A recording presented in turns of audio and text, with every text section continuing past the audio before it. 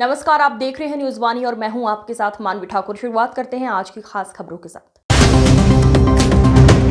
उत्तर प्रदेश के मुख्यमंत्री योगी आदित्यनाथ के निर्देश पर भारत नेपाल के सीमावर्ती के बफर जोन में संचालित गैर मान्यता प्राप्त मदरसों पर सीज की कार्यवाही चल रही है। सरकारी जमीनों पर बने अवैध रूप से मदरसों पर अल्पसंख्यक अधिकारी द्वारा मदरसों के दस्तावेज जांचे जा रहे हैं। बफर जोन में अवैध रूप से संचालित 10 मदरसों पर अभी तक सीज की कार्यवाही की जा चुकी है।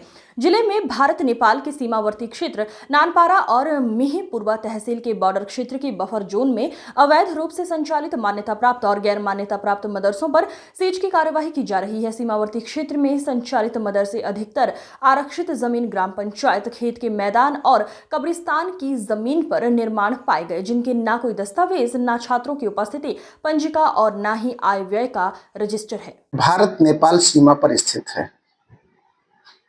ये जो हमारा इंडो नेपाल बॉर्डर है, ये ओपन बॉर्डर है और ओपन बॉर्डर की वजह से दोनों देशों के नागरिकों का निर्बाध आवागमन होता है एक दूसरे के देश में। ऐसी स्थिति में अंतर्राष्ट्रीय बॉर्डर पर स्थित होने के कारण इसकी सुरक्षा संरक्षा बहुत महत्वपूर्ण हो जाती है। इन सब के मद्देनजर जो बॉर्डर एरिया में हमारे मदरसे हैं, उन मदरसों की सघन जांच कराई जा रही है। जांच में ये पाया जा रहा है कि उसमें से कई मदरसे सरकार की भूमि के लिए, आरक्षित भूमि जो पंचायत भवन के लिए आरक्षित है, खेल मैदान के लिए आरक्षित है, कब्रिस्तान के लिए आरक्षित है, ऐसे खलिहान के लिए आरक्षित है, ऐसे मदरसों पर अनधिकृत रूप से, अवैध रूप से मदरसों का निर्माण कर दिया गया है। ऐसे मदरसों को सील किया जा रहा है। इसके अतिरिक्त कुछ मदरसे बिना मान्यता के हैं, बिना मान्यता के चल रहे हैं। बगैर मान्यता प्राप्त मदरसों में, कई मदरसों में तो झाड़ फूंक, जंत्र तंत्र, इसके भी कमरे पाए गए, जिनमें मतलब जिसकी स्थिति अगर आप देखते तो आपको भी लगता कि ये आखिर किस समाज में हम लोग रह रहे हैं। तो इन मदरसों पर कार्यवाही की जा रही है, इन मदरसों को सील किया जा रहा है।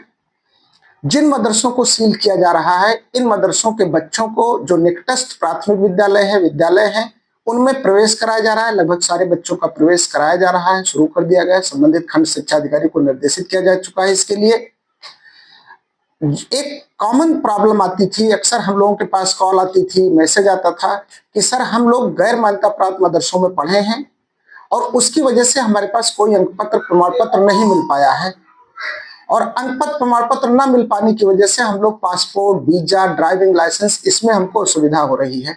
एक मेजर प्रॉब्लम यह है जो बच्चों के द्वारा शिकायत की जा रही है।